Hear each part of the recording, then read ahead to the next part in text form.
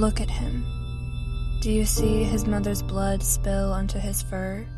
His face buried in her limp body, unable to muffle his family's screams ringing through the rainforest, rifle shots and the thud of 10 bodies to the ground. Machetes carved through the chimpanzee troop. To him. His little fingers cling to his mother's arm as a boot rolls her over and a stranger peels him away. His mother's devoted embrace replaced by chains indenting his skin, padlocked to a fate he no longer owns.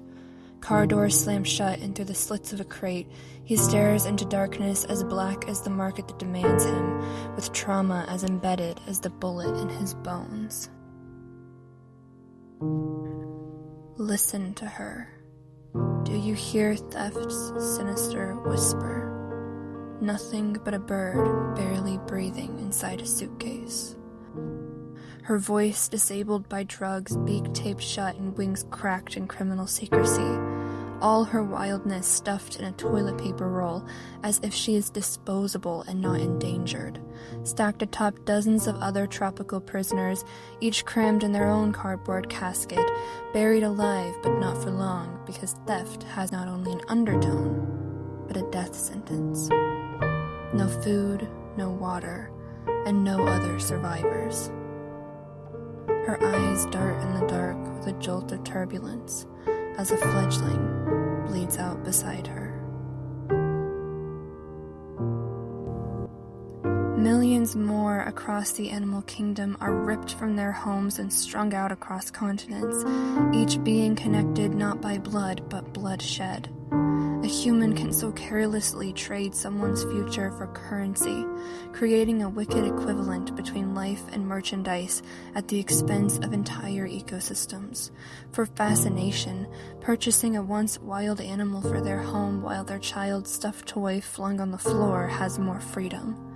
For entertainment, exploiting a neglected collection of enfeebled bodies and splintered instincts in rows of solitary confinement called a roadside zoo.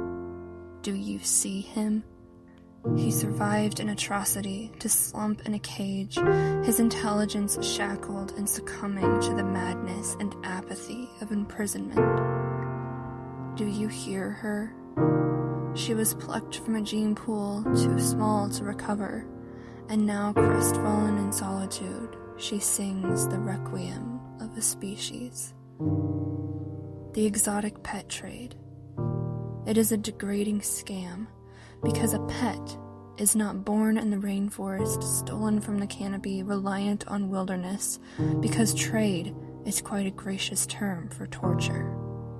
And yet it is the animals who are locked up to serve an unnatural life sentence for human crimes, concealed by ignorance and corruption. The wild is waiting for witnesses. Do you stand?